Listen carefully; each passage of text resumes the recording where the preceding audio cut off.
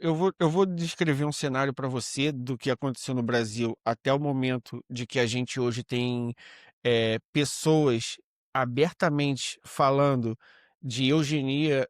Não é, eu acho que não é eugenia a palavra. Eugenia é aquela cena de. Porque no Brasil teve uma cena antigamente que eles queriam clarear o Brasil, que era tipo, vamos reproduzir só os brancos e. É uma tentativa. É, Era branquear a pronto. cor brasileira, eu Isso. sei, esse projeto. Teve. E tem gente a defender isso, tipo, hoje.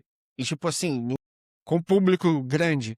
Então, assim, como é que foi esse movimento no Brasil? O Brasil passou por uma ditadura militar, 64, terminou lá em 85, 6, já não lembro. Mas, pronto, em meados lá dos anos 80, então ficou feio falar que era de direita. Essa malta que ficou órfã lá do Plínio Salgado, lá daquela época, porque o Plínio Salgado ele morreu em 75 e ele entrou no governo militar da ditadura. Ele estava no Arena, que era um partido do governo militar, e há diversos relatos, né, relatos históricos dele falando que a ditadura era branda, que era para matar mais, era para, entendeu? E aí vem vindo os órfãos dessa ditadura. Quando teve a abertura, a anistia e voltou, que foi até o surgimento e o grande crescimento do PT, era meio feio você falar que era direita. Então, primeiramente, assim como você falou do PS, no PSDB, aquela malta que era de direita foi se juntar num canto. Então eles foram um pouco pro PSDB, porque não era tão à esquerda quanto o PT. Tinha o Prona, que era do Enéas, mas era visto de forma caricaturada, assim, esse gajo maluco falando essas coisas. E outras pessoas, e o que que aconteceu? Surgiu um movimento no Brasil que se chama Centrão. Como era vergonhoso você falar que era direita, eles, não, não, nós somos de centro. Então Centro, surgiu sim. uma cena no Brasil que é o Centrão.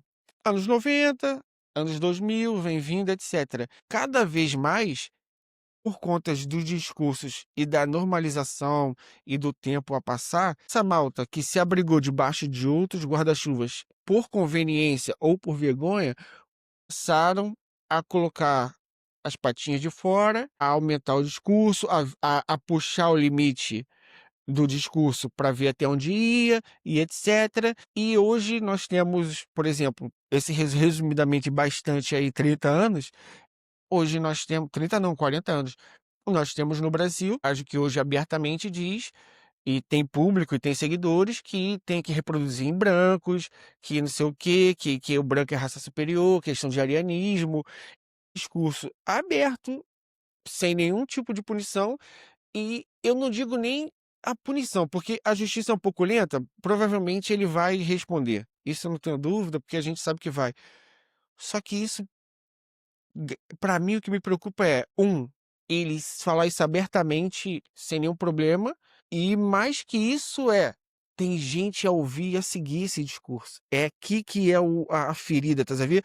Porque se é um gajo maluco falando numa esquina, no pior Exato. das Um doidinho de hipóteses, bairro. esse ser aí, ele vai ser um pouco falando pra ninguém. Mas não. É. Tem gente a seguir, a ouvir e a pôr em prática esse discurso. Essa leitura que eu fiz resumida é um pouco do movimento que eu vi acontecer no Brasil. Você acha que esse movimento também que você falou do Chega e desses outros, dessas outras, eu não sei se são partidos ou são grupos, que agora estão começando a sair debaixo do guarda-chuvas de outras coisas. Você acha que é também um movimento que está acontecendo em Portugal? Sim, sem dúvida, sem dúvida. Isso acontece sempre. Isso acontece sempre. Sempre que há aqui uma avalanche destes partidos, que se vão chamar os partidos populistas, eu chamo-lhes partidos populistas reacionários, o que é facto é que depois movimentos que estão ali nas margens, não é? Nas franjas, muitas vezes constituídos pelos chamados doidinhos de bairro, como tu mencionaste, acabam por também vir à luz. Porque lá está, eu não gosto muito de usar este conceito porque acho que às vezes ele é usado de uma forma um pouco inadequada. A chamada janela de Overton, não é? A janela está-se a mover cada vez mais para a direita. E a partir do momento que se move cada vez mais para a direita, isso significa que o que está nas margens aproxima-se cada vez mais do centro. Então o discurso que há 10 anos era completamente repulsivo, que é esse discurso da Reconquista, do 1143, hoje em dia torna-se um discurso, epá, olha, é mau, mas a esquerda também fala em socializar os meios de produção, como se fosse a mesma coisa. E isso é até bom pro Chega, porque aí quem olha de fora fala, o Chega na verdade não é tão radical. É isso, é isso, é isso. Eu tenho um amigo que nós estamos sempre a dizer: daqui a nada ele chega, vai ser de esquerda. Vai ser considerado de esquerda. Da maneira que isto está a movimentar para a direita, o Chega vai ser considerado partido progressista. Ou Daqui a nada o uma Chega vai outra ser um novo palavra bloco de esquerda, ou que PCP. Uma outra palavra que eu vi ontem para isso, por acaso ontem, porque ontem como eu ia conversar, não foi nem por conta que eu ia conversar contigo, é porque pipocou na minha timeline do YouTube os vídeos dele, e era um vídeo recente, mas ele usou uma palavra, o Ian, ele usou uma palavra que foi o Zeitgeist, que é essa O janela Zeitgeist, sim, o Zeitgeist é também um pouco disso, né? sim, Porque ele fala por exemplo, o Enéas, esse gajo que eu falei, que é quando tem a reabertura, ele só não estava no Zeitgeist. Assim como o exatamente, Plínio Salgado, exatamente, que era o fascista brasileiro, ele só. O que que ele fez ele perder? Foi que o Brasil se aliou. Se o Brasil se aliou com os Estados Unidos e se aliou aos aliados e a União Soviética contra os nazistas e os fascistas, não fazia sentido um partido no Brasil defender isso. Então ele não teve o Zeitgeist. Mas antes do Brasil se aliar, ele estava aumentando, a juntar gente, o movimento dele estava a crescer. Então é realmente isso. É engraçado quando você olha para a história, quando a gente tenta rotular esquerda ou direita, eu não gosto nem muito de fazer isso, porque primeiro que isso depende de onde você está, a esquerda ou direita no Brasil, em Portugal, e na Alemanha, e em um país de África ou na Ásia, dependendo de onde você estiver, vai ser diferente o que que é esquerda ou direita dentro daquela sociedade, se você quiser rotular com esse contexto de esquerda ou direita. As coisas são muito mais complexas e mudam, as percepções mudam. E eu acho que a gente volta aqui um pouco. Eu não sei se isso é de Marx ou é de Lenin e tal, que ele fala que é muito isso. Não importa essas questões na prática, esquerda-direita. O que importa é a disputa da mente, é você disputar as mentes das pessoas, né? Se a gente ficar também nessa questão que é um discurso muito do Chega, do Bolsonaro e tal, que é rótulo. Pá, você é isso, então é isso. Você não acredita nisso, então você é esquerda. Se você é esquerda, você é comunista. Se você é comunista, você é contra a igreja e exato. já coloca aquilo naquele balaio todo, né? Tem um pouco disso também. Sim, essa questão de disputar corações e mentes, disputar mentes, é uma coisa que, por exemplo, o Lenin fala no Que Fazer, problemas candentes do movimento, que é o Lenin a explicar efetivamente o que é que deve fazer, qual é que será a construção do movimento revolucionário. Ele acredita muito na forma partido, naquele que é o partido de vanguarda, ele vai explicar o que é o partido de vanguarda nessa obra, o que fazer. Depois há outros apêndices que ele explica outras Sim, coisas, sim. relativamente à forma de partido que ele defende e assim. Eu acho que, é assim, se nós somos para os Estados Unidos, os conceitos de esquerda e direita para eles são completamente diferentes, não é? Tendo em consideração que os Estados Unidos são um centro imperial e que o Partido Republicano e o Partido Democrata são basicamente direitas, só que direitas um bocado diferentes, embora sejam financiados pelos mesmos. eh, A esquerda americana é a que É mais direita faz aqui. guerra, né? Sim, a chamada esquerda, a esquerda do bipartidarismo americano, sim, porque existe lá a verdadeira esquerda, é altamente. Nós não nos podemos esquecer que, por exemplo, aquele massacre que há na Indonésia acontece durante a vigência da governação do Lyndon Johnson, que foi o substituto, não é? Era o vice-presidente do Kennedy, não é? Então, a mesma coisa com o golpe militar no Brasil, não foi com o Nixon, foi precisamente com o Lyndon Johnson, e como hoje nós sabemos, teve muito apoio dos Estados Unidos, esse golpe militar no Brasil de 64, e pronto, enfim, nós sabemos que de facto a política externa dos democratas não é uma política externa amigável, é por isso que eu costumo dizer que aquilo é um único partido com duas faces, o Partido Republicano e o Partido Democrata. Assim, eu gosto de simplificar as coisas para as pessoas porque se nós formos para cada país, eles vão considerar esquerda e direita, dependendo de como estiver o espectro partidário, coisas diferentes. Então, nos Estados Unidos, por exemplo, é muito assim. Se um partido realmente tiver uma tendência mais para a direita, como é o caso dos Estados Unidos, alguém que defenda a existência de, sei lá, um sistema de saúde público, lá vai ser chamado um comunista. Que é uma Exato. coisa absoluta. É um social-democrata, mas lá vai ser chamado um comunista. E então eu gosto de explicar que a esquerda e a direita têm que ver com esta noção de ser ou não a favor do status quo vigente. Isto vem genuinamente da Revolução Francesa. É Sim, estar sim, ou sim. não a favor daquilo que é o status quo vigente. Mas também importa definir aquilo que é o status quo. Importa definir aquilo que é o estado das coisas. O que é o estado das coisas? O estado das coisas não existe sem a sua base.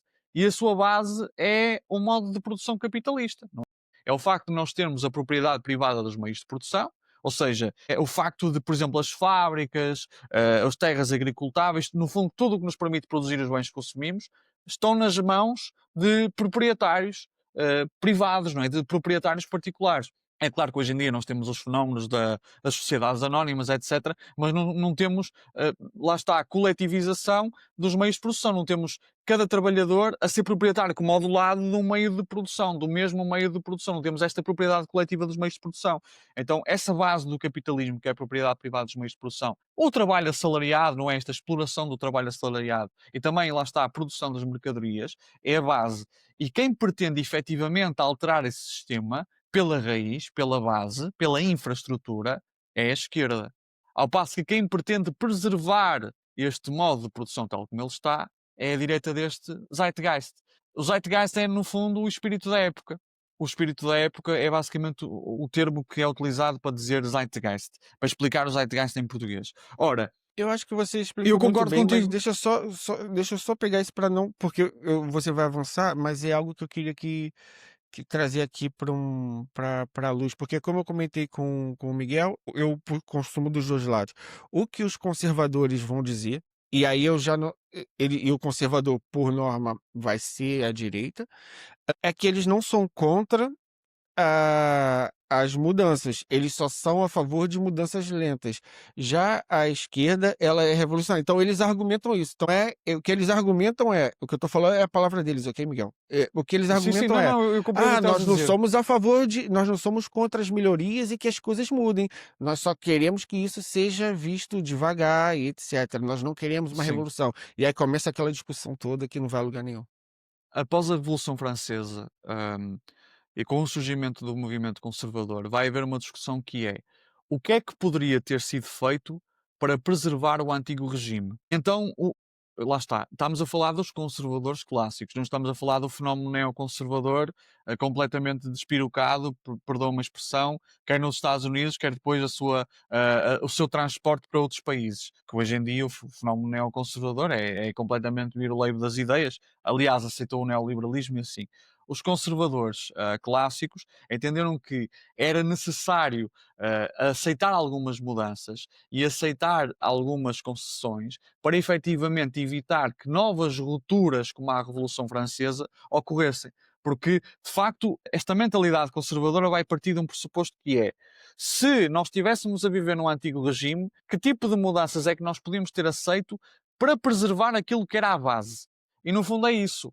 Os conservadores não pretendem a alteração atualmente daquilo que é o modo de produção capitalista, pretendem algumas mudanças, sim, que consigam garantir que não haja a explosão social necessária para dar origem a uma revolução. Ao passo que a esquerda compreende que a verdadeira mudança só se faz através da estrutura e faz-se através da superação do modo de produção capitalista, ou seja, lá está, de uma revolução, através da tomada do poder do Estado pelos trabalhadores e a instituição de um Estado proletário, para depois, efetivamente, criar aqui um fenómeno de socialização dos meios de produção, de coletivização dos meios de produção. Não é para socializar o teu Monza ou o teu Jeep Renegade ou o teu Fiat Uno, não, é para socializar aqueles meios que nos permitem produzir os bens que nós consumimos e trabalharmos todos neles enquanto trabalhadores, claro. Eu tenho falando agora bem carioquês, não é nem português do Brasil, muito carioquês. Eu tenho uma marola, umas ideias assim que eu fico,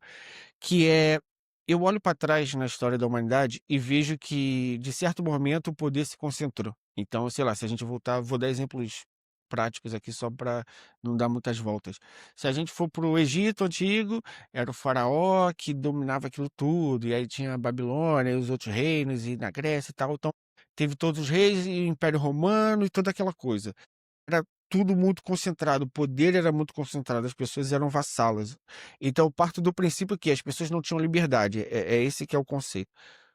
Conforme a história foi avançando, quanto mais liberdade as pessoas foram alcançando, mais essa desigualdade foi diminuindo. E o que eu quero dizer?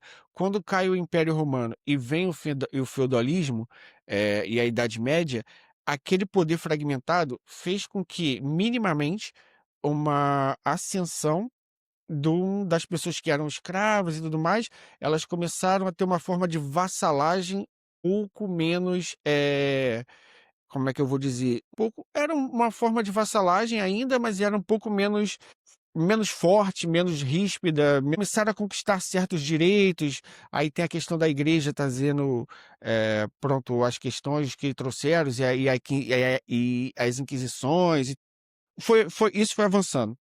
Aí eu vou dar um salto para a Revolução Francesa, Revolução Burguesa, onde também isso aconteceu, ou seja, havia ali a figura do rei, o poderoso que ditava tudo. A partir do momento que houve aquela ruptura, através de uma revolução, e tudo que eu quero dizer é que tudo isso foi através de luta e revolução. Através dessa revolução, o poder do rei foi fragmentado. Por que que a revolução? Porque quem está no poder, e é como eu enxergo hoje, quem está no poder hoje não vai querer largar o poder. Então, na Revolução Francesa, você chegar pro rei e falar assim: ó, amanhã você bota sua coroa no bolso e vai embora.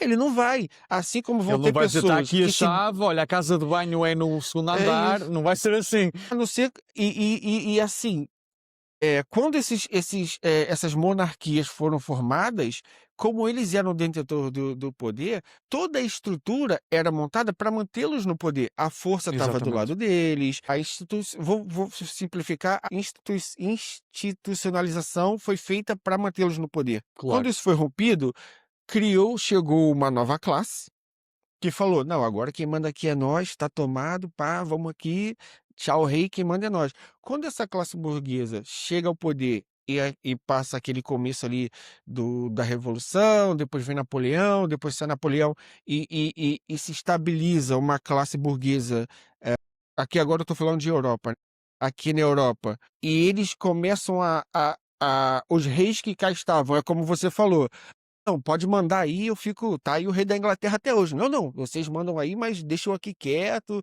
não vamos brigar".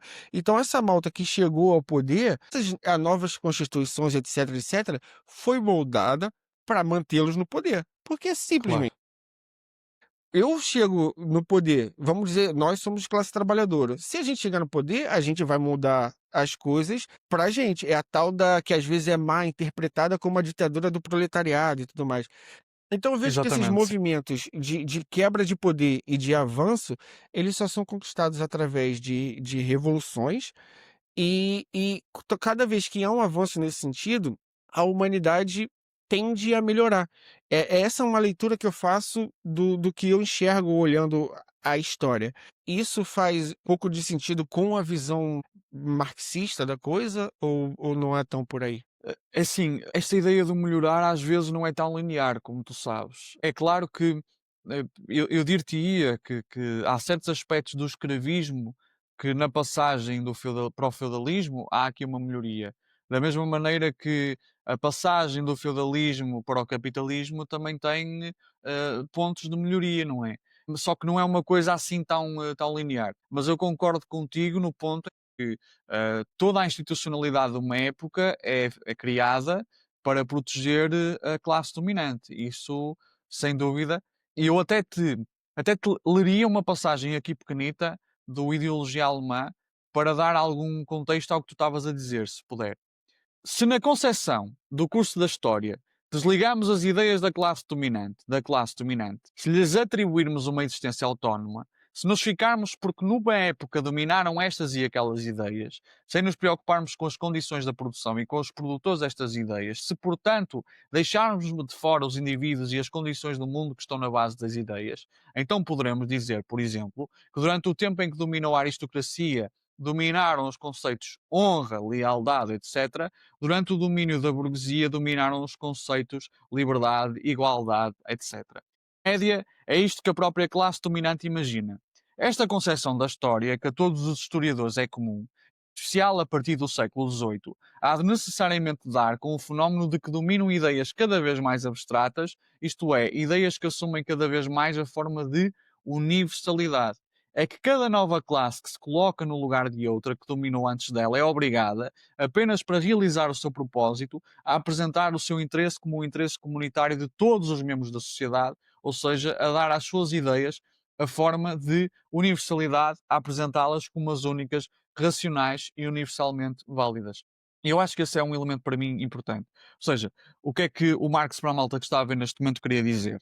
O Marx queria dizer o seguinte: é que cada época, a classe dominante dessa época, não é? A burguesia tornou-se a classe dominante da nossa época, vai criar toda uma institucionalidade, mas não apenas uma institucionalidade, também um conjunto de ideias que se vão tornar de tal maneira dominantes que nós vamos passar a olhar para elas como se fossem naturais. Então, se, por exemplo, o direito divino ou esta ideia de que, de facto, as pessoas ocupavam no feudalismo um papel que era atribuído, basicamente, por Deus, era uma coisa considerada natural. Hoje em dia, a ideia de meritocracia, a ideia de ser um empreendedor, é quase que olhada como uma coisa que deriva diretamente da natureza. E esse ponto é muito importante. Esse ponto é importante porquê? Porque, basicamente, a burguesia vai fazer das instituições da sua época, assim como depois as ordens sociais dominantes no feudalismo fizeram, vai fazer desta institucionalidade algo natural. Ao ser natural, ao derivar da natureza, é também universal. Porquê? Porque se deriva da natureza, não se aplica apenas ao burguês, também se aplica ao trabalhador. Da mesma maneira que se aplicava no feudalismo aquela ideia da honra, aquela ideia da posição social estrita ao nobre, também se aplicava ao servo da gleba. Então, esta ideia de que as coisas derivam da natureza vai ajudar muito o liberalismo a produzir uma ideia de universalidade. Não, estes são valores universais. Estas são as instituições universais. A democracia liberal, tal como ela existe, é universal. É algo que tem de ser aplicado, é algo que todos temos de aceitar, porque de facto deriva da própria natureza humana, quase. Então nós vemos, por exemplo, que os Estados Unidos fizeram estas tentativas de exportar a democracia liberal para o Médio Oriente e isso correu muito mal. É certo que o objetivo deles nem era exportar o modelo deles necessariamente, era mais serviço dos recursos deles. Exatamente. Serviço dos recursos deles e muitas vezes não era tanto exportar o modelo, era mais conseguir meter lá uma pessoa que lhes fosse subserviente. E muitas vezes, às vezes, isso nem sequer resultava numa democracia liberal. Por exemplo, no Chile resulta numa ditadura militar altamente repressiva como a ditadura de Pinochet. No Brasil, No Brasil a mesma coisa, exatamente. Também esta ideia de que os Estados Unidos querem sempre impor a democracia liberal é um bocado desajustado. O que eles querem é um boneco que esteja no poder e que seja subserviente. Se resultar numa democracia liberal, tudo jóia. Se resultar numa ditadura militar, tudo jóia também, desde que cumpra com os interesses dos Estados Unidos. Então, para concluir, esta ideia de que as instituições de um tempo são universais desmobiliza. Porque, opá, se são universais, se são naturais, se efetivamente são a melhor forma de viver, não há alternativa. Não há alternativa. Nós não nos podemos insurgir porque é só isto que temos. Todas as classes dominantes de um tempo, do chamado Zeitgeist, têm de realmente criar aqui uma ideia de que as suas ideias são as melhores ideias. Ou melhor, as ideias originais, as verdadeiras ideias. E as suas instituições são as melhores instituições. Ou as verdadeiras instituições, as únicas instituições possíveis. Quando nós depois olharmos para a história e percebemos que todas as instituições que se achavam universais acabaram por cair, isto leva-nos a perceber que de facto não é assim tão impossível superar o capitalismo. E não é, de facto. Não é. Eu tem acredito uma que. frase que ficou a bater na minha cabeça você falar isso, não foi eu que inventei, eu acho que o Miguel também conhece, é mais fácil imaginar o fim do mundo do que o fim do Sim, capitalismo. sim, sim, sim, sim.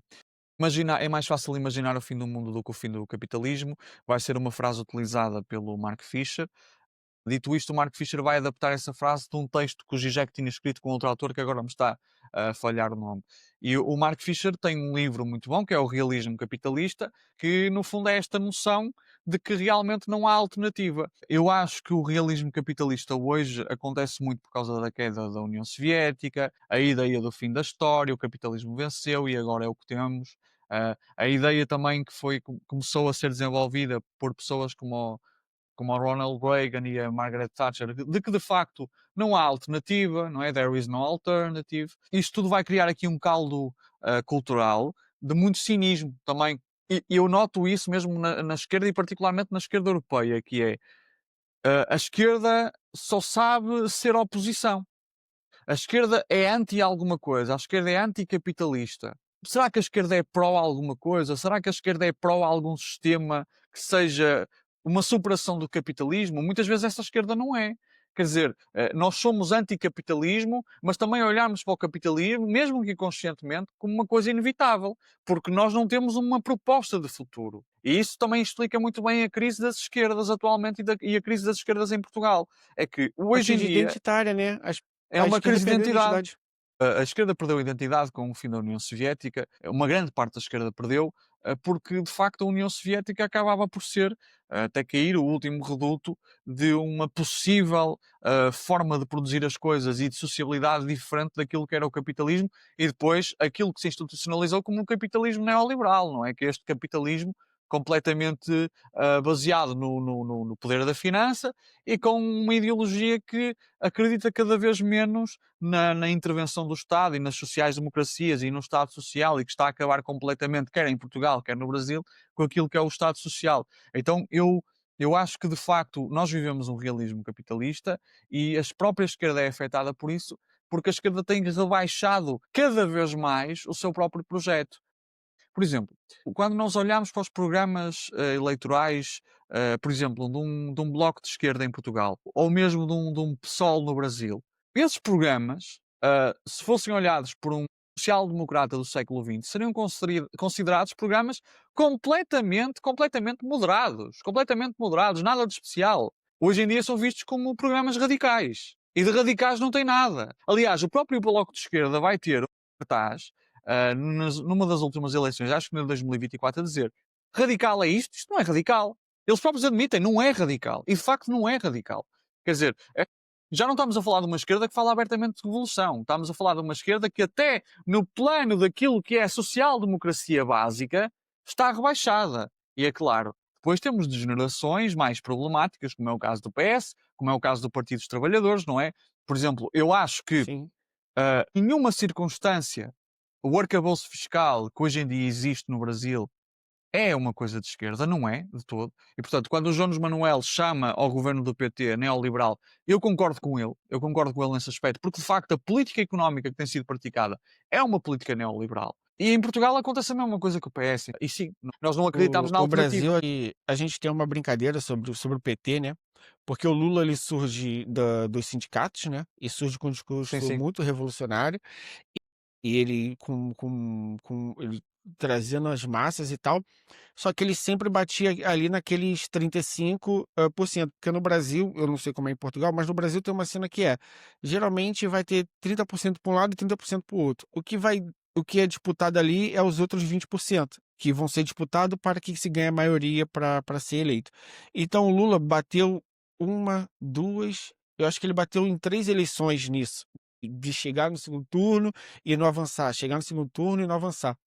A primeira eleição que ele ganha, aí é a brincadeira que eu quero dizer. Diz que é o Lulinha Paz e Amor. Não sei se você já ouviu esse nome, sim, sim, porque ouço muitas ele vezes. vinha do discurso radical, então ele, cada eleição que passava, ele tinha que colocar o discurso dele mais à direita, mais à direita, mais à direita, para Claro. poder. Então a esquerda perdeu esse que você falou. A esquerda, para ser eleita e para ser aceita, em vez de manter o seu discurso, começou a andar o seu discurso para a direita, onde agora você olha, por exemplo, cá em Portugal, PS e o PSD, você vê que não muda nada. Você olha no Brasil, que é semelhante, o PSDB e o PT, você não vê nada. Você vê que, independente se for o PT e o PSDB, eu não sei se Portugal tem isso, mas no Brasil nós temos o ministro da Fazenda, que eu acho que agora mudou o nome para ministro da Economia mesmo, mas antes chamava ministro da Fazenda, onde você não sabia nem quem era o vice, mas o mercado já queria saber quem era o ministro da Economia.